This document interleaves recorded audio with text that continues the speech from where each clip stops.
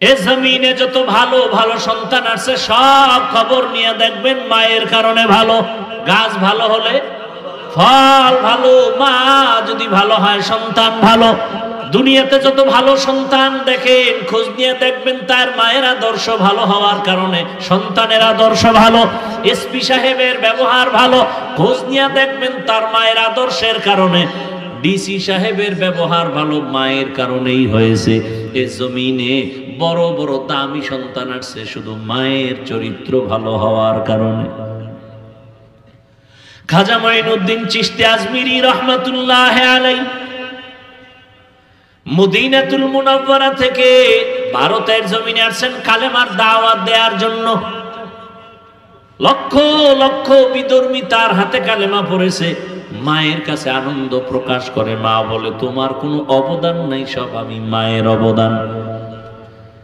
খাজা মঈনুদ্দিন চিশতি আজমিরি রহমাতুল্লাহ আলাইহি বলেন, মা তোমার অবদান কি? মা বলে, বাবা আল্লাহর জাতের কসম, তুই আমার গর্ভে যখন আসছো আমি মা ঘুমাই না, আল্লাহর দরবারে কান্না করতাম, দোয়া করতাম, হে মালিক আমার গর্ভের সন্তানটাকে তোমার ওলি হিসাবে দুনিয়ায় পাঠাইও। তুই দুনিয়াতে আসার পর আমি মা তোকে যতদিন দুগ্ধ পান করাইছি, আল্লাহর কসম রে মঈনুদ্দিন, আমি মা এক ফোঁটা দুধও তোর মুখে বিনা ওযুতে দেই নাই। এরে আল্লাহর বান্দারা, আজকে বয়ান শুনেন, কানে ঢুকে না কেন? কানের ভেতরে তো নাপাক ঢুকায় রাখছেন। রহমতের নবীর আদর্শ ছিল দুনিয়াতে বাচ্চা আসার পরে ডান কানে আজান দাও, বাম কানে ইকামত। কয়জন বাবা বুকে হাত দিয়ে বলতে পারবে আমার সন্তান দুনিয়াতে আসার পরে আসা মাত্র আমি ডান কানে আরবি আজানের আওয়াজ দিছি, বাম কানে ইকামতের আওয়াজ দিছি। সন্তান আসা মাত্রই হসপিটালে, খালি হসপিটালে দৌড়ায়, মসজিদ বাদ দিয়া। চিন্তা করে, মসজিদে যায় না, কই যায়? হসপিটালে যায়, পরীক্ষা করে, কয়দিন আর বাকি, সব কিছু টাকার বাহাদুরি করতে করতে এবার হসপিটালে যাইতে যাইতে সিজারে যখন বাচ্চাটা প্রসব হলো, ওখানে আজান আর ইকামত দেওয়ার মতো কোনো সিস্টেমই নেই। আছে হসপিটালে আলাদা মুয়াজ্জিন আছে, জাতি জানেই না যেটা লাগে। যেই সন্তানের কানে আজান আর ইকামত আছে ওকে বেঈমান বানানো যাবে না, মুরতাদ বানানো যাবে না। খাজা মঈনুদ্দিনের মা ডাক দিয়ে কয়, বাবা তোকে আমি যতদিন দুগ্ধ পান করাইছি এক ফোঁটা দুধও বিনা ওযুতে তোর মুখে দেই নাই। এমন মায়ের সন্তান জগৎ বিখ্যাত কেন হবে না? এজন্য এখনো সময় আছে, তওবা করেন। কয়দিন আর বাহাদুরি করবেন? যারা ভালো চরিত্রবান হইয়া দুনিয়া থেকে চলে গেল মানুষ তাদের এখনো স্মরণ করে, আর যাদের চরিত্র খারাপ এদের নাম কেউ মহব্বতে নেয় না। ও আমার যুবক বাবারা, তুমি স্কুলে পড়ো, কলেজে পড়ো, চাকরি করো, ব্যবসা করো, দোয়া করে গেলাম, ডাক্তার হও, ইঞ্জিনিয়ার হও, প্রফেসর হও, তুমি একজন সাংবাদিক হও, তবে একটাই অনুরোধ সারা দেশে করি, আজও করি, বেয়াদব হইও না। তোমার আচরণে কোনোদিন মা বাবা, শিক্ষক, উলামায়ে কেরাম, মুরব্বীরা যেন কষ্ট না পায়। কারণ মা বাবার দোয়া ছাড়া সন্তানের কপাল খুলবে না, শিক্ষকের দোয়া না থাকলে ছাত্রের জীবনে সফলতা আসবে না, আলেমদের নেক নজর না থাকলে চরিত্রের সংশোধনী আসবে না। আল্লাহর কাছে তওবা করো। তুমি ডাক্তার, ইঞ্জিনিয়ার যাই হও না কেন, তোমার মতো কত যুবক স্কুলে পড়ে, কলেজে পড়ে, চাকরি করে, ব্যবসা করে, ডাক্তার, প্রফেসর, ইঞ্জিনিয়ার, 5 ওয়াক্ত নামাজি, দাড়িওয়ালা, সত্য বলো আসেনি? আর কোনো অজের দরকার নাই। এই কথাটা নিজেকে, নিজের বিবেককে প্রশ্ন করো। তোমার মতো যুবক যদি স্কুলে পড়িয়া নামাজ পড়ে তুমি কেন পারবা না? তোমার মতো যুবক যদি র্যাব, আর্মি, পুলিশ, বিডিআরের চাকরি করে যদি নামাজি হয় তুমি পারবা না কেন? তোমার মতো যুবক যদি ডাক্তার, প্রফেসর, ইঞ্জিনিয়ারিং হইয়াও নামাজ পড়ে তুমি পারো না কেন? তোমার মতো যুবক রাস্তায় গাড়ি চালায়, কৃষি কাজ করে, নদীর মধ্যে মাছ ধরে, নামাজ পড়ে, তুমি কেন পারবা না? এখনো সময় আছে, তওবা করে নাও। পর্দার আড়ালের মা বোনেরা, আপনার মতো কত মা কত বোন এখনো আছে পর্দা রক্ষা করে চলে, স্বামীর মাল হেফাজত করে, মোবাইলে সময় নষ্ট করে না, 5 বেলার নামাজও আদায় করে। এরে আম্মা জান, আপনারা কেন পারবেন না? এখনো সময় আছে, তওবা করে নেন। জীবনটাকে ধর্মের মধ্যে নিকৃষ্ট খারাপ হলো বাইতুল্লাহর পাশের মানুষ, মক্কার মানুষ। ওই যে বললাম, বাইতুল্লাহ তাওয়াফ করে নারী আর পুরুষ উলঙ্গ। কোন পশু জবে করে রক্তগুলো বাইতুল্লাহর দেওয়ালে মাখায়, এই নিয়তে যে দেওয়ালে রক্ত মাখলে আমার কোরবানি কবুল। বিয়ে শাদী নাই, অবাধে চলতেছে। ইতিহাস ভুলে যাবেন না। একটা জাতিকে ধ্বংস করার জন্য তার ইতিহাসকে ভুলিয়ে দেওয়াটা বড় একটা থিম। ইতিহাস ভুলবেন না। মুসলমানের ইতিহাস জাগ্রত ইতিহাস, মুসলমানের ইতিহাস বিজয়ের ইতিহাস। মুসলমানকে দমাতে না পারার বড় একটা কারণ এদের ইতিহাস আগুনের ইতিহাস।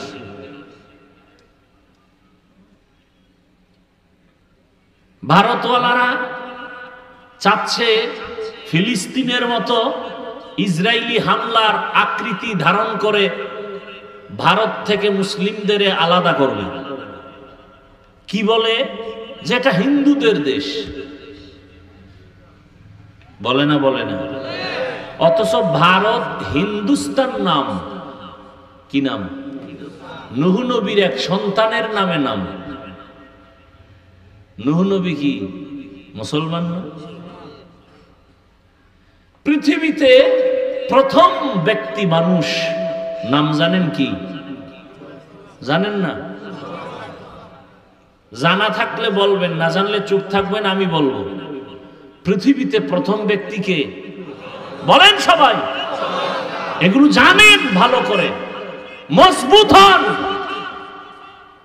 যত বড় বীর যোদ্ধা হোক, শক্তিধর হোক না কেন, প্রশ্ন করে যদি মাথাটা হ্যাং করে দিতে পারেন, ও যত বড় পাওয়ার থাক, জাগাত কাটা খায় লবণের সিটার মতো দুর্বল হয়ে যাবে। ইতিহাস জানেন। যুদ্ধ করতে হবে, আর ঘুমানোর সময় নেই, রেডি থাকেন। ইতিহাস জানেন। পৃথিবীর প্রথম মানুষকে, এটা তো সবাই জানেন, তিনি জান্নাত থেকে আসছেন না? জানা থাকলে বলেন, আল্লাহ যে আদম নবীকে জমিনে পাঠাইলেন, কোথার থেকে? এই জমিনে পাঠাবার মানে কোথায় পাঠাইছেন? জমিন তো বিশাল। কোথায়? না, ভারতের চরণ দ্বীপে আল্লাহ আদমকে পাঠাইলেন, আর আরবের জেদ্দায় আম্মাজান হাওয়াকে পাঠাইলেন। ইতিহাস ভালো করে মনে রাখেন। তাহলে ভারতের মধ্যে প্রথম ব্যক্তি আদম আলাইহিস সালাম পৃথিবীতে আসছেন কোথায়? ভারতে। কোথায়? হিন্দুদের দেশ। আদম নবী হিন্দু না মুসলমান? বাইতুল্লাহর কথা কইছেন এতক্ষণ। এই বাইতুল্লাহ, মানব জাতির প্রথম যিনি বাইতুল্লাহর হজ করেন তিনি আদম। কে তিনি? এই ভারতের জমিন হলো পৃথিবীর ইতিহাসে হজের প্রথম জমিন।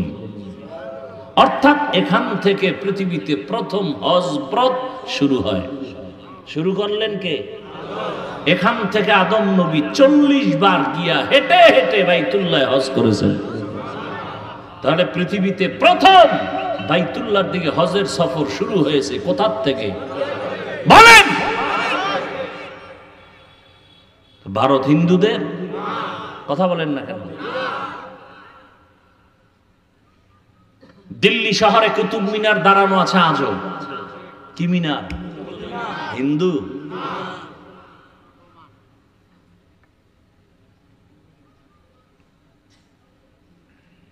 মোগলদের ইতিহাস ভুলে গেলে চলবে না। এই ইতিহাসগুলো পড়েন। বই কিনবেন না, মোবাইলে সার্চ দেন।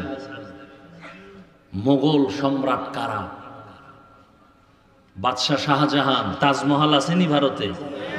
হিন্দুদের। কি আজীব কথা।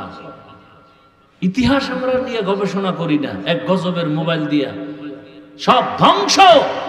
চাইলেই কিন্তু এখান থেকেই নিতে পারে। গুগলে সার্চ দাও, আগ্রার তাজমহল কে বানাইল, মোগলদের ইতিহাস কি, বাদশাহ আলমগীর কে, কুতুব মিনার কার।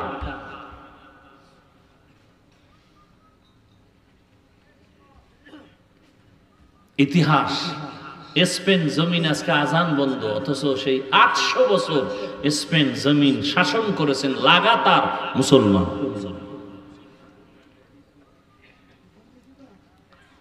অধিকার আদায় করার জন্য প্রস্তুতি নিতে হবে। রাজি আছেন? অধিকার আদায় করতে হবে। আমরা নারীর বিরুদ্ধে না, বরং নারীর অধিকার আদায়ের জন্য আমরা কথা বলতেছি। ইসলাম ছাড়া নারীর অধিকার কেউ দেয়নি। যারা বলে দেয় নাই, ইসলাম দেয় নাই, ওরা এই জমিনের চরিত্রহীন, ওরা নারীর দুশ্মন। হিন্দুদের ধর্মের কিতাবগুলো খুঁজেন, নারীদের উপরে জুলুম। খ্রিস্টানদের ধর্মের কিতাব খুঁজেন, নারীদের উপরে জুলুম। ইহুদিদের ধর্মের কিতাব খুঁজেন, নারীদের উপরে জুলুম। একমাত্র ইসলাম নারীর উপরে ইনসাফ শুধু না, এহসান করেছে। ইনসাফ না কি? এহসান।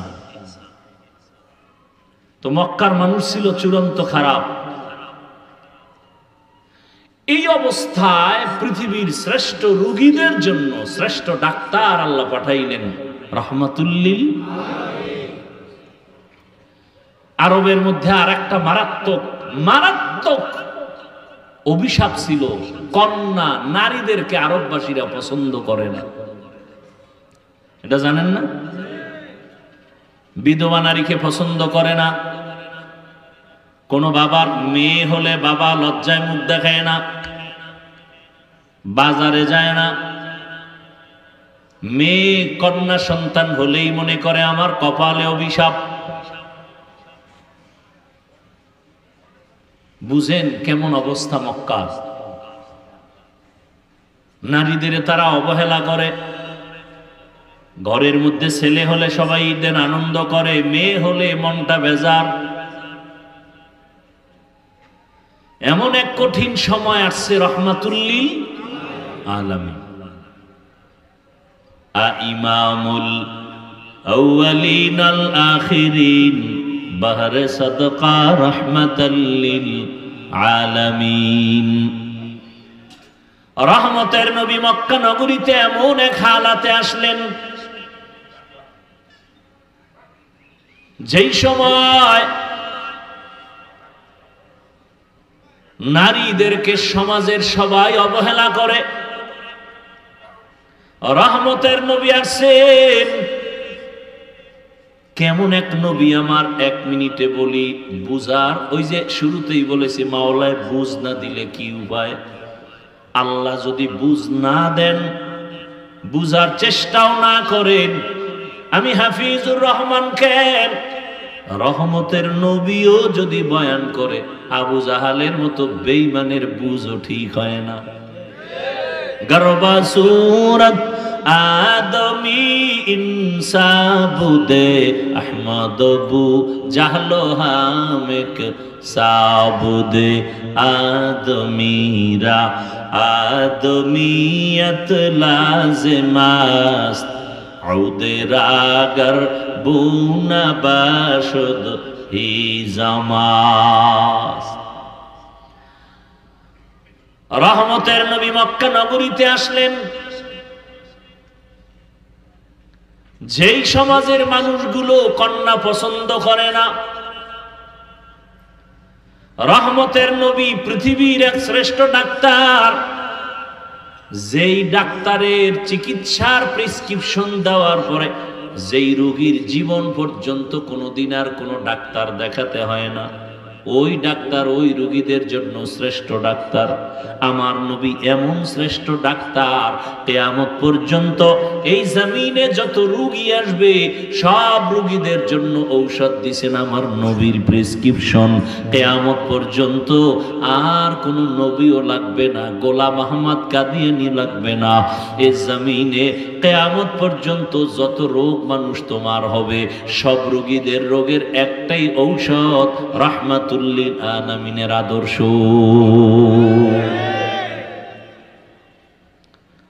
কিয়ামত পর্যন্ত আর কোনো ঔষধের প্রয়োজন নাই। কেমন নবী? জমিনের মধ্যে আমার রহমতের নবীর মতো শারীরিক শক্তিওয়ালা আর জমিনে দ্বিতীয় কোনো ব্যক্তি নাই। জৈবিক শক্তির দিক থেকে নবী আমার শ্রেষ্ঠ। শ্রেষ্ঠ যত দিকেই তুমি আঙ্গুল দিবা সেদিক থেকে আমার নবী। জোরে বলেন। মেধার বেলায় রহমতের নবীর চোখের পাওয়ার সারা দুনিয়ার ভেতরে শ্রেষ্ঠ। রহমতের নবীর মেধা, রহমতের নবীর দৈহিক গঠন সারা দুনিয়ার মানুষের মধ্যে শ্রেষ্ঠ। কেমন মায়ার নবী আমার! মানুষ অনেক সুন্দর, অনেক সুন্দর, আমার নবী কেমন সুন্দর যে বয়ান করিয়া শেষ করা যাবে না। রহমতের নবীর আখলাক কত সুন্দর! যেই নবীকে এক নজর দেখার জন্য গর্তের পিপিলিকা অপেক্ষা করে, যেই রহমতের নবীর চেহারা মোবারক দেখার জন্য গর্তের সাপ অপেক্ষা করে। কেমন মায়ার নবী আমার! সারা দুনিয়ার মানুষের শক্তি এক জায়গায় করলেও নবীর শক্তির সামনে তুলনা হবে না। আর সেই নবীর 25 বছর বয়সে কেমন যৌবন, কেমন শক্তি নবীর! কিন্তু আল্লাহর কুদরত দেখো, জাতি ভুলিও না। রহমতের নবী 25 বছরের বয়সের যৌবনটা কত মারাত্মক। ঠিক এমন সময় নবী বিবাহ করবেন পৃথিবীর এক শ্রেষ্ঠ কুমারী নারী, কিন্তু না, ইতিহাস রহমতের নবী এই টাইমে এমন একজন নারীকে বিবাহের বন্ধনে নিলেন, যেই নারীর নাম আপনারা জানেন, খাদিজা রাদিয়াল্লাহু আনহা। 2 জন স্বামী বিদায় হয়ে গেল, আবার বয়সটাও তার 40 বছর। কয় বছর? মাথা নষ্ট করবেন না, বুঝার চেষ্টা করেন। এত বড় এক দামি নবী, এত বড় এক শক্তিওয়ালা মায়ার নবী, এত সুন্দর চরিত্রের অধিকারী আমার নবী, ঠিক যৌবনের সময় বিবাহের বন্ধনে প্রথম, ইতিহাস ভুলে যাওয়ার না, এমন একজন আল্লাহর বান্দি আসলো রসুলের ঘরে, যে 2 জন স্বামী বিদায়, আবার সন্তান হয়েছে আরো 2 এর অধিক। তৃতীয় স্বামী হিসাবে রহমতের নবীকে নিলেন, আবার বয়সও সমান। কার? 40 বছর। কার? আহা, নবী এমন কেন করলেন আর আল্লাহ করাইলেন কেন? সারা দুনিয়ার মানুষের জানায়া দেওয়ার জন্য কিয়ামত পর্যন্ত ইতিহাস লিখে রাখো। হে চরিত্রহীন নারীর দুশ্মনেরা, ভালো করে লিখে রাখ, ইসলাম ছাড়া এই জমিনে বিধবা নারীর অধিকার আর কেউ দেয় নাই।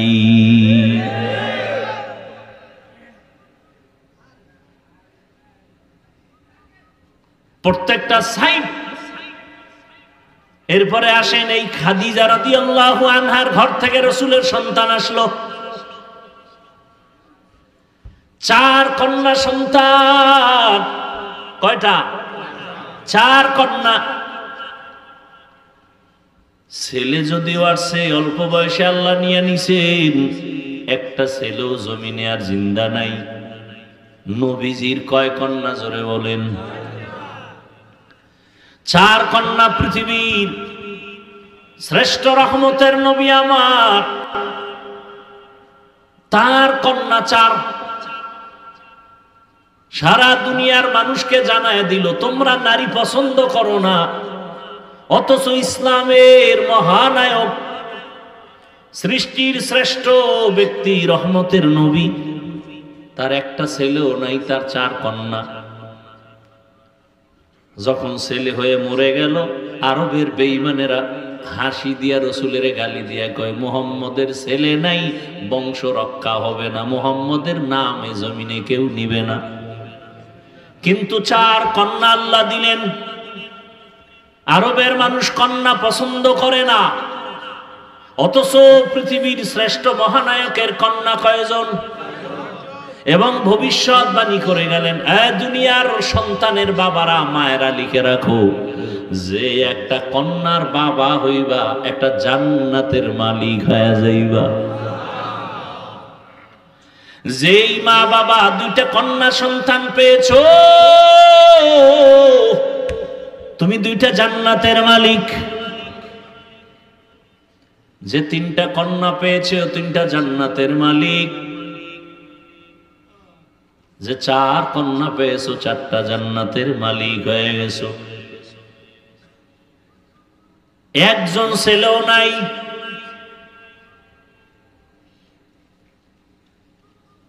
আমি যদি শুধু নারীর সম্মান নিয়ে বয়ান চালাই, সারা রাত চলে যাবে। এরপরেও যারা নারীর সম্মান ভিন্ন দিকে খোঁজার চেষ্টা করে, এটা আমি বলবো চেষ্টা না, এটা হলো অপচেষ্টা। কি চেষ্টা? অপচেষ্টা। ওরা আসলে নারীর সম্মান চায় না, নারীকে রাস্তার ধুলার সাথে মিশাইয়া ভোগের সামগ্রী বানাতে চায়।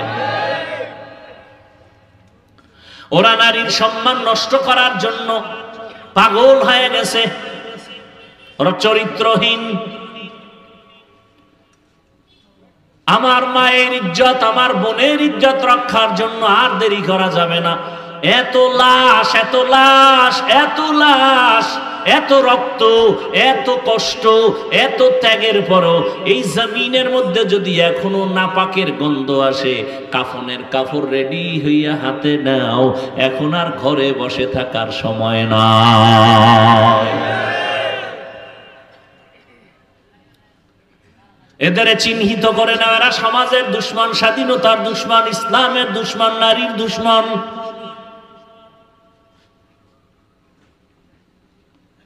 নারীর সম্মান বাস্তবে দেখতে চাইলে আফগানিস্তানে যাও।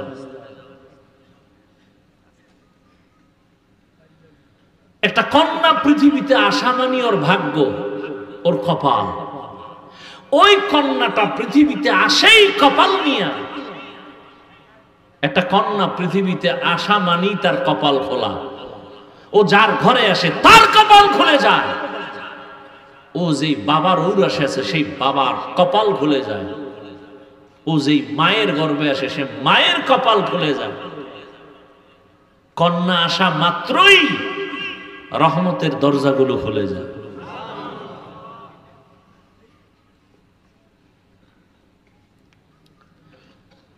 এই জন্য না প্রবাদ আছে না, প্রবাদ, সংসার ধন্য হয় রমণীর গুণে, সংসার ধ্বংস হয় নারীর কারণে। ইসলাম ছাড়া নারীর সম্মান অধিকার কেউ দিতে পারে নাই।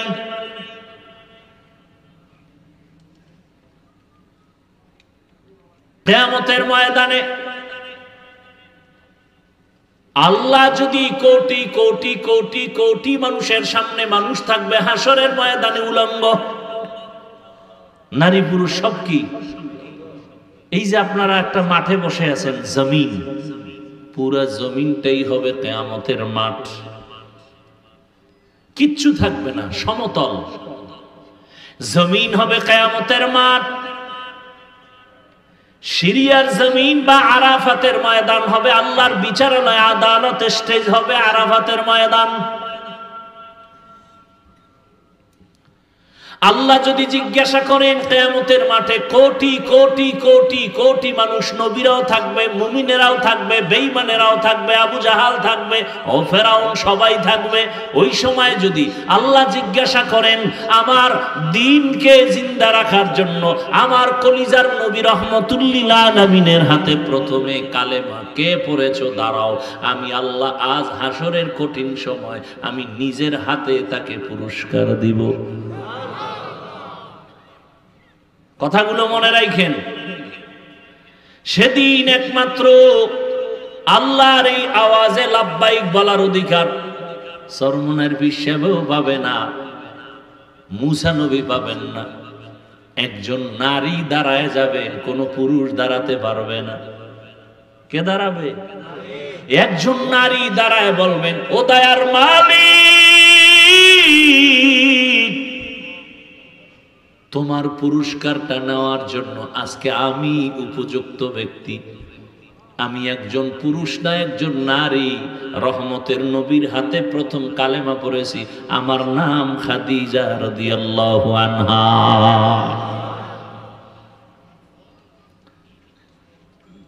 আমরা হুজুরেরা নারীর অসম্মান চাই, এটা কিভাবে বুঝাবো বলেন তো? আসলে যার চোখের চশমার আয়না কালো, তাকে কেমনে বুঝাবো বাতি সাদা?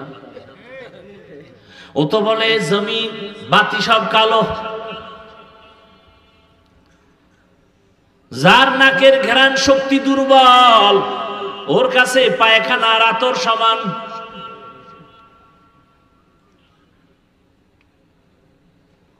যার জিহ্বার শক্তি নাই, নাকের ঘ্রাণ শক্তি নাই, যার চোখের পাওয়ার নাই, ওর কাছে সাদা কালো সমান। যার বিবেক ঠিক নাই, মদ পান করে, দেখেন পাগল হয় না, খালি কি পান করছে? মদ পান কইরা কে মা, কে বউ, কে মাইয়া এসেছিল, শুধু একটু মদ পান করার কারণে বউরে মা কয়। এবার পুরো তার ছেড়া হইলে উপায় কি?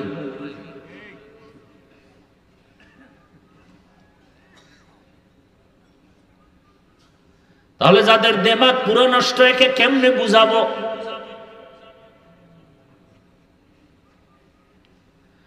জমিনের মধ্যে নারীদের মতো বাদশা আর কেউ নাই। নারী দুনিয়াতে আসার পরে বিবাহের সিঁড়িতে ঢুকানো পর্যন্ত মা বাবা তার লালন পালন করবে, দায়িত্ব পালন করবে। স্বামীর ঘরে যখন যাবে, স্ত্রী হিসেবে স্বামী তার দায়িত্ব পালন করবে।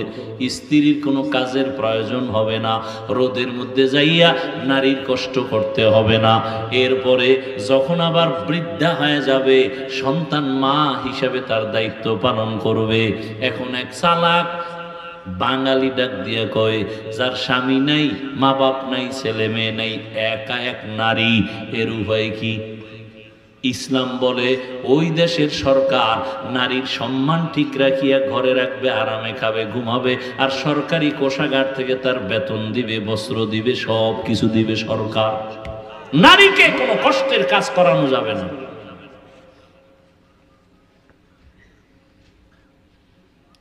কিন্তু দুনিয়া সব উল্টা পাল্টা হয়ে গেছে, কিয়ামত তো হতে হবে। এই জন্য মুমিনের উপরে বিপদ। আপনি ঈমান নিয়ে চলবেন না, কোনো বিপদই নাই। আর ঈমান নিয়ে বাঁচতে চাইলে বিপদ আর বিপদ, চারদিকে বিপদ। চোখের বিপদ, হাতের বিপদ, খাইতে যাবেন বিপদ, গাড়িতে উঠবেন বিপদ। আজকে কত মা ধর্ষিতা হয়,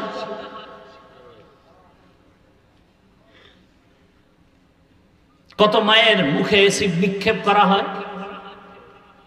নারী কেন বেতনের জন্য রাস্তায় স্লোগান দিতে হবে? মা বোন কেন রোদ্রে কষ্ট করে ইট ভাঙতে হবে? ইসলাম দিয়ে যদি সমাজ পরিচালনা হতো, এ জমিনে বাদশার হালাতে জীবন যাপন করত প্রথম সারিতে মা বোনেরা।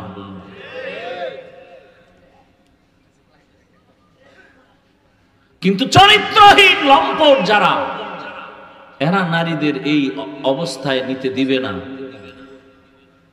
চরিত্র তাদের দুর্বল। রহমতের নবী আসলেন জমিনে মক্কা নগরীতে। নারীদের সম্মান পয়েন্টে পয়েন্টে আল্লাহ পাক নবীর মাধ্যমে স্থির করে দিলেন। বাবায় মরে যাবে, সম্পদ ভাগ করে ছেলে যা পাবে তার অর্ধেক নারী পাবে। এই জায়গায় যাইয়া মাথা গরম বানায় নিছে। ছেলে যে পাইল এর অর্ধেক পাবে নারী, এই নারী যে অর্ধেক পাইয়াও অনেক বেশি পাইছে ছেলের থেকে, এটা বুঝার মেধাই নেই। মাথা গরম হয়ে গেছে।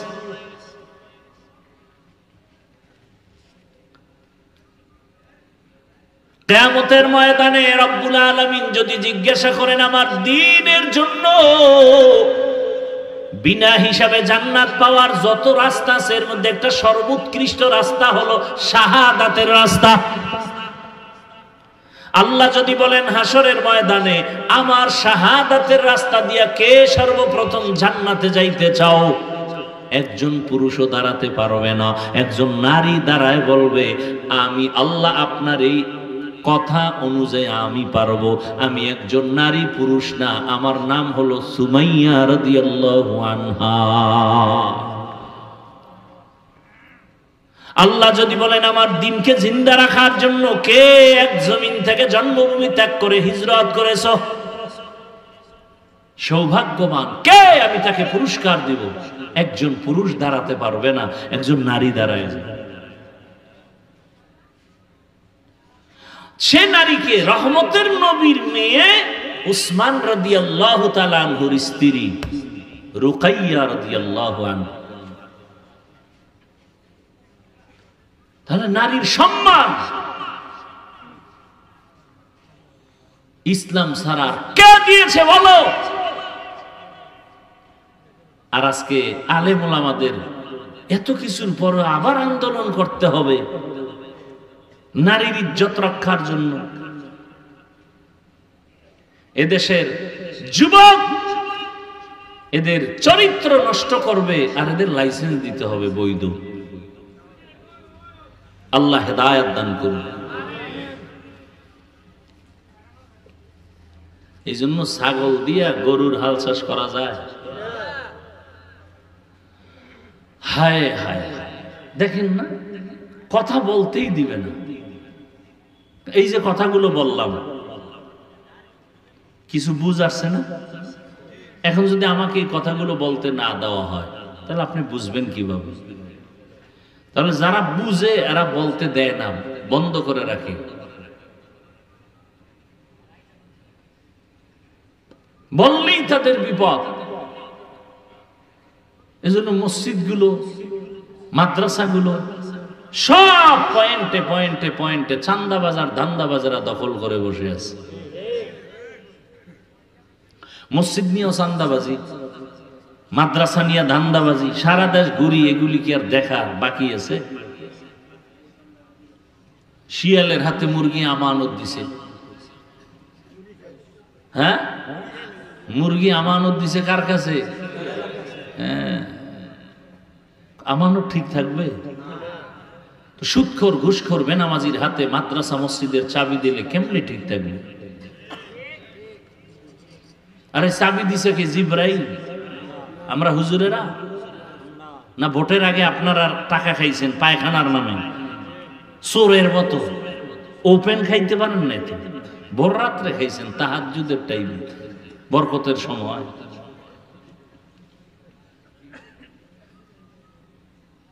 এই হলো চরিত্র, এই হলো আখলাক।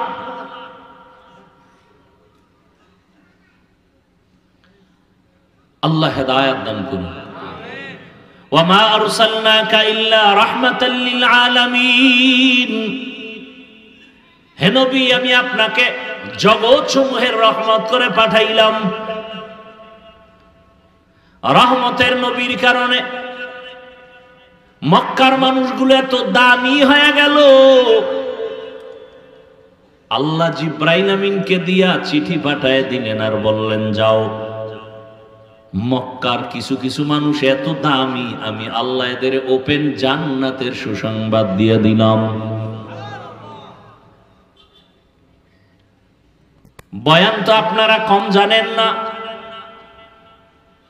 এরপরে এত বয়ান এত বয়ান এত বয়ান করতে হয় কেন?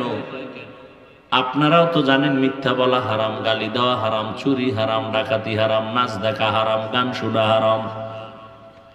এরপর আপনারা করেন, আমরা বাধা দিলে আপনি আমার আর সালাম দেন না, দিলেও নেন না, স্বার্থে আঘাত লাগছে, শেষ।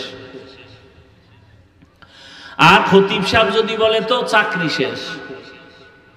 পাই 2-4 হাজার টাকায়ও মানে এটা রিমান্ডের মধ্যে থাকি ইমাম সাহেব। আপনারা যারা সরকারি চাকরি করেন, বেসরকারি চাকরি করেন, প্রতিদিনের ডিউটি কয় ঘন্টা বলেন? 8 ঘন্টা ডিউটি, বেতন কত মাসে নিম্নে বলেন?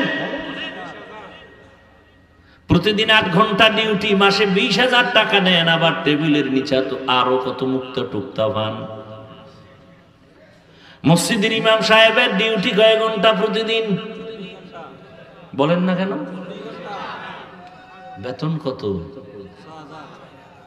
কয় হাজার? ঘুমের ভিতরে ঠাডা পড়া দরকার ছিল এই জাতির উপরে।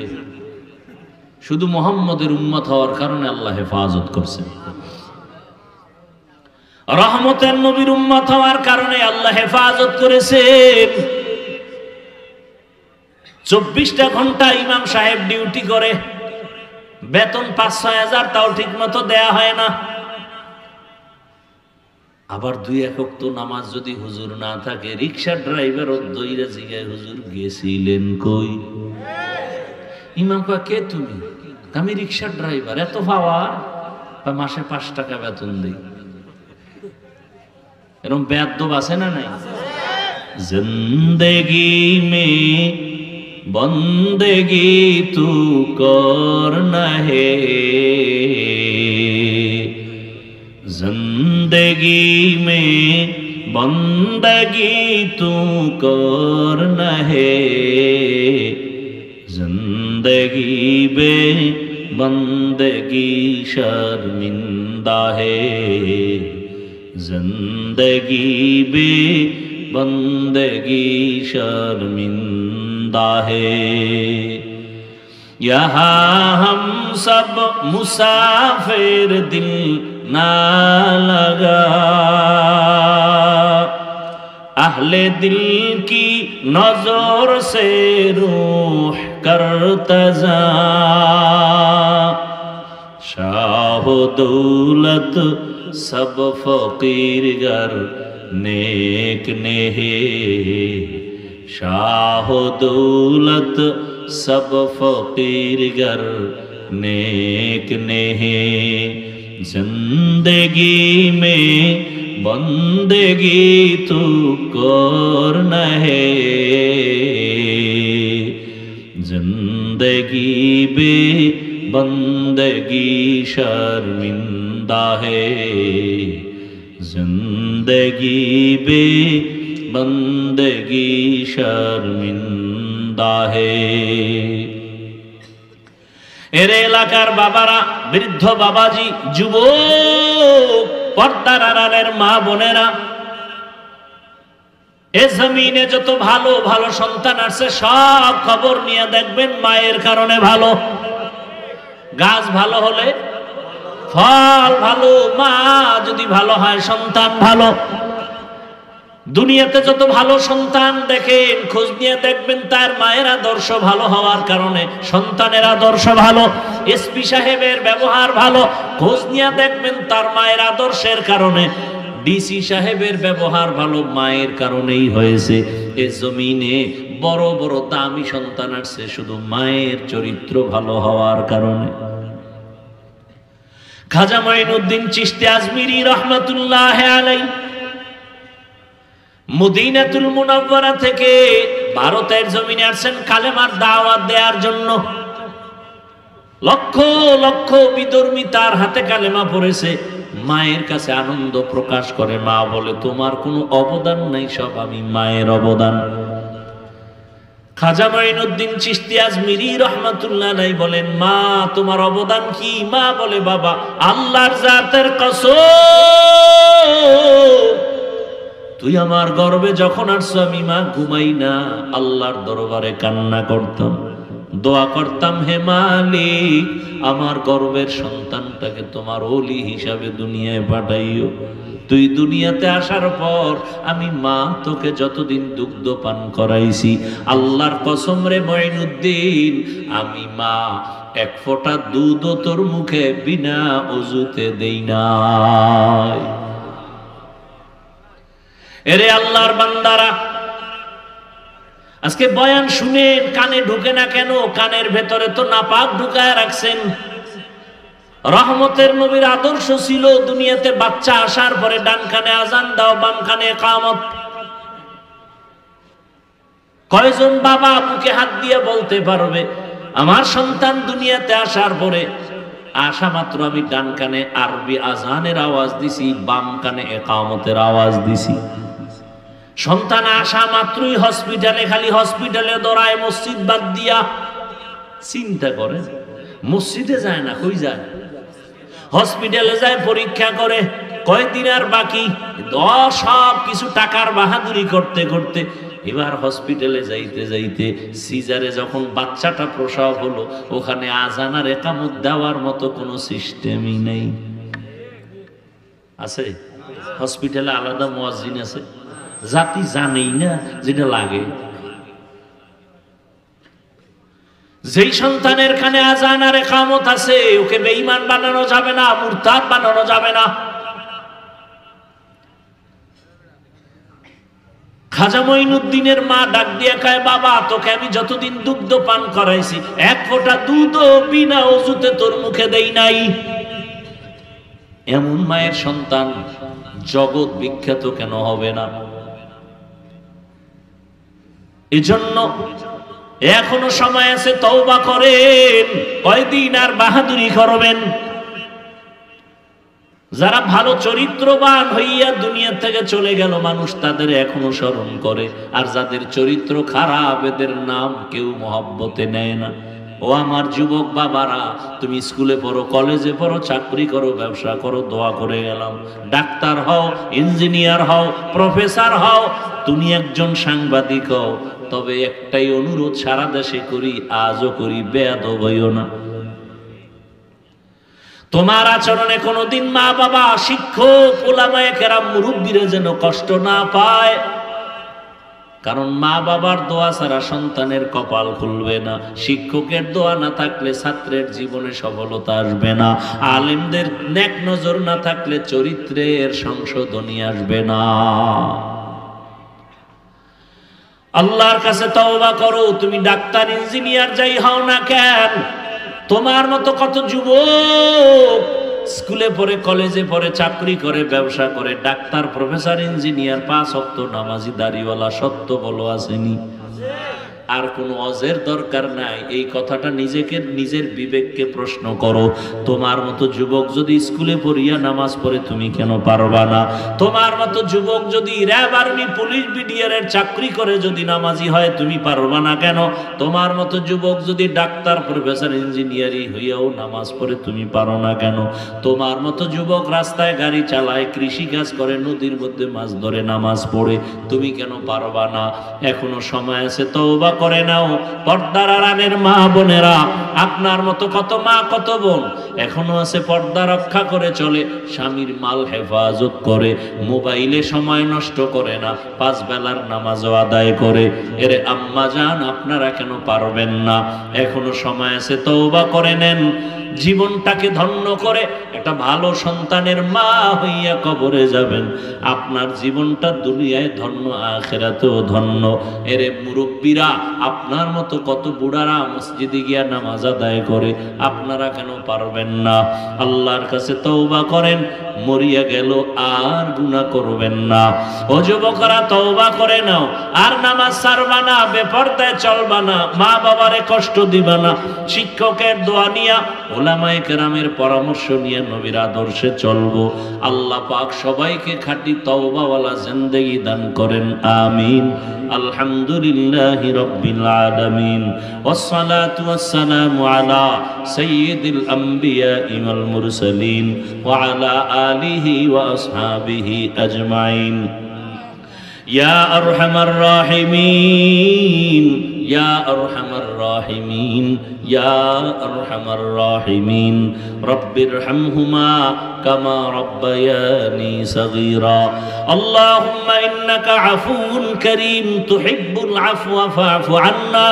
اللهم إنا نسألك رضاك والجنة ونعوذ بك من سخطك والنار اللهم إنا نعوذ بك من البرص والجنون والجذام وسيء الأسقام إن الله يرزق من يشاء بغير حساب